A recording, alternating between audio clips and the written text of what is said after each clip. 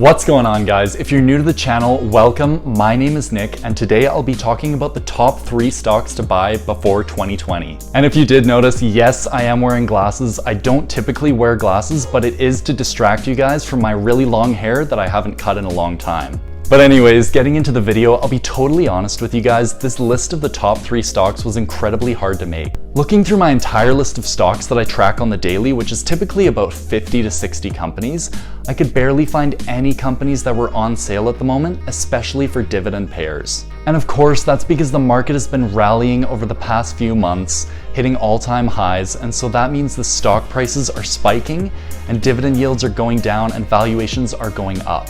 But I did manage to find 3 companies that are not too overvalued at the moment, and they should provide some great long-term returns.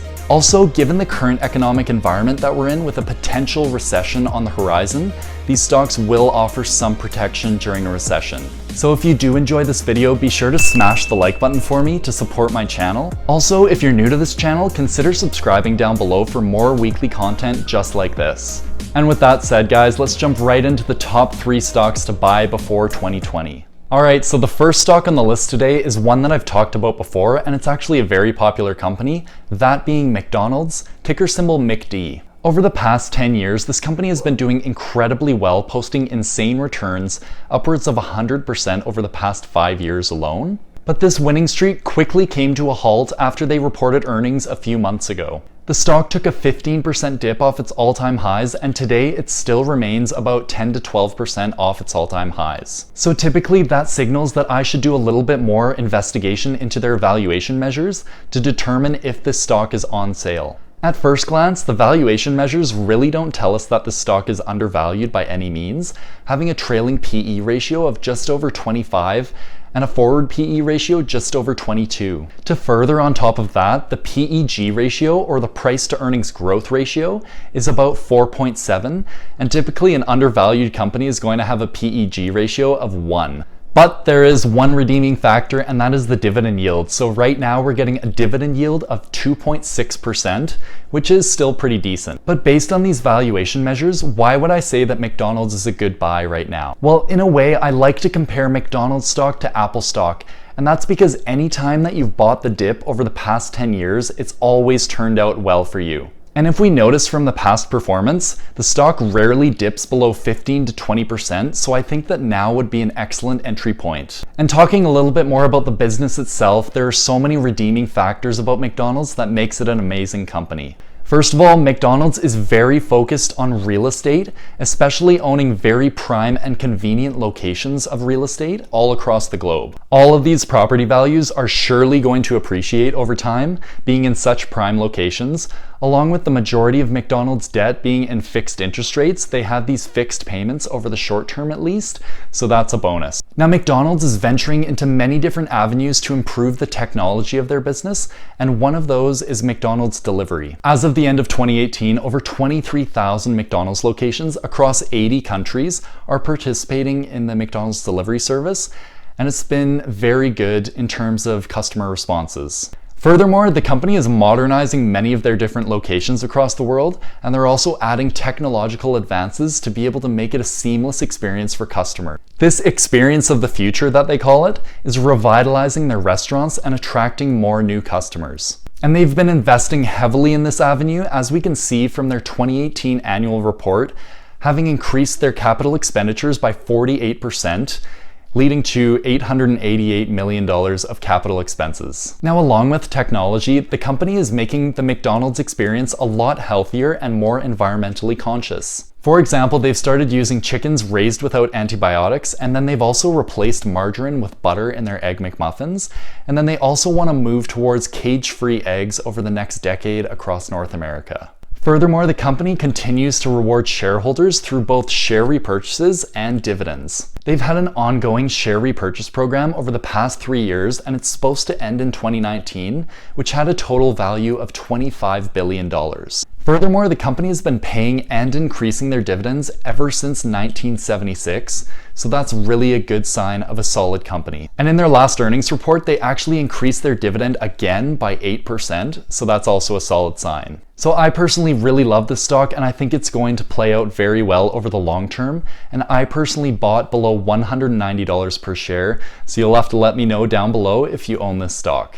Alrighty fam, jumping into stock number 2, and that is Warren Buffett's Berkshire Hathaway, ticker symbol BRK. Berkshire Hathaway is Warren Buffett's investment holding company, and ever since he took control of it in 1964, the company has averaged returns of over 20% per year, which doubles that of the S&P 500 index. And this is because Warren Buffett follows a value investing approach. He is a value investor, and that means he's buying stocks below their intrinsic value. As I've said before, value investing provides you both downside protection as well as increased upside, and that's how Warren Buffett has been able to do so well since 1964. Now, taking a look at the stock price, we can find that it's over 300,000 US dollars for ticker symbol BRK.A, but thankfully for the individual investor, there does exist another ticker symbol, which is ticker symbol BRK.B, where you only pay about 200 US dollars per share. And so we can find that the company's been doing extremely well over the past decade and longer,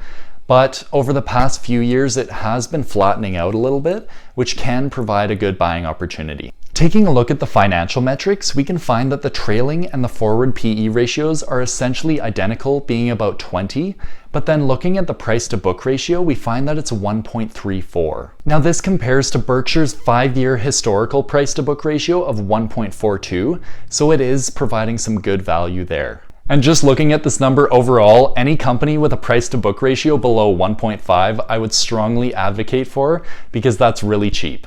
Now, digging a little bit deeper into the company, we can find that it's extremely well diversified across many different sectors, including the insurance sector, the banking sector, the technology sector, among others. Now, among those different sectors, Berkshire Hathaway partially owns several companies, but also fully owns many different companies. For example, Berkshire has full ownership in companies like Geico, Dairy Queen, BNSF Railway, as well as Duracell. But then they also own shares in publicly traded companies that are a lot bigger, like Apple, Visa, Johnson & Johnson, etc. But the key thing that you have to notice here is that these businesses are very, very safe, and they'll continue rewarding shareholders with cash flow for years to come. For example, if we just talk about the insurance company Geico that Berkshire Hathaway owns, many people are continually paying these premiums for insurance, and it's a very sustainable business model because not many people are going to get into accidents that will cost more than their insurance premiums. So that will always bring in cash flow. But probably the number one reason why I would recommend Berkshire Hathaway right now is because they have a war chest of cash, being over $120 billion on their balance sheet ever since their last earnings report. Now, essentially, this means that the company is extremely ready for the next recession, in that they're not going to go bankrupt because they have so much money on their balance sheet, but they can also make an elephant-sized acquisition. Furthermore, Buffett said in one of its previous annual shareholder reports that he's always going to hold $20 to $30 billion of cash and cash equivalents in its balance sheet. And that gives us confidence as investors to be able to invest in this company and know that they're never going to go bankrupt. So overall, my thoughts on the company is that it's very prepared for the next recession, and even though it might not be providing excellent value right now, it's still going to be an excellent play for the next recession. Alrighty, finally up with stock number 3, and we have Facebook, ticker symbol FB. Now, if you've watched my channel before, you've probably heard me talk about Facebook, but essentially what this company is an advertising company, and it owns Facebook, obviously, but also Instagram, WhatsApp, and Messenger. So across all of its different platforms that it owns, it allows advertisers to put ads between many of the different posts that you'll see, say on Instagram or Facebook, and that's how they get their revenue. So taking a look at their stock price history, we can find that Facebook basically has a clean slate, except for the past 2 years when it did undergo that huge dip because of the Cambridge Analytica scandal, as well as many capital expenditures that they put in their business. But over the past year in 2019, the stock price has recovered all the way to $198 per share, where it is today. But despite this recovery all the way up to $200 per share essentially, I really think that they're still undervalued based on their valuation metrics that I'm about to go through. So their trailing PE ratio is pretty steep at 31.8, but their forward PE is only 21.7. So guys, whenever you see that a company's forward PE is a lot lower than their trailing PE, it typically signals that their earnings growth rate is very high. And taking a look at their price to earnings growth ratio, it's only 1.4 right now. And so like I said earlier, a price to earnings growth ratio of about 1 is signifying that the company is undervalued. However, not only in their earnings do we find growth, but in their revenue, which is typically growing above 25% per quarter, which is absolutely insane for a company of that size. But anyways, jumping into the reasons why I love this company as a whole is because it's in the digital advertising space. As you can see from these trends above, the amount of money that's being spent on digital advertising is quickly increasing year over year, while the amount that's being spent on traditional advertising is actually decreasing.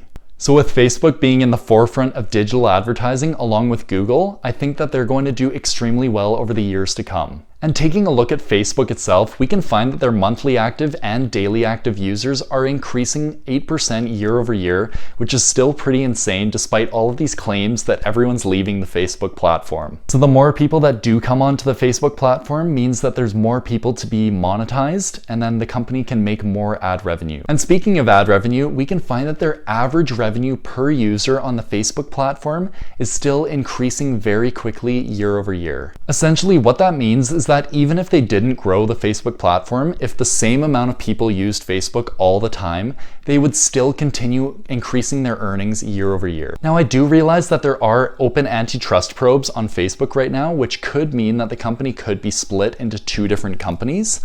And that would probably end up being Facebook and then Instagram. But really, even if that happened, you're still getting a share of both Facebook and Instagram, which are highly growth-oriented companies, and they're still going to do extremely well individually. So overall, guys, I really do love Facebook. It is an amazing company, and I am a shareholder myself. I bought in just over a year ago, below $179 per share, I believe. And so right now, I'm not planning on buying more because that would be above my cost basis. But if I didn't own the shares already, I would probably consider buying below $200 per share, because I think it's still an amazing deal and they offer a lot of growth ahead of them. And that's it, guys. If you did stick around until this point, let me know in the comments section what you thought about these picks, and if you do own any of them, I'd be really interested to hear. Also, if you do like any of these companies and you plan on purchasing them at any point, make sure to do your own research, because I'm not a financial advisor and I don't want to be responsible for any of you guys losing money.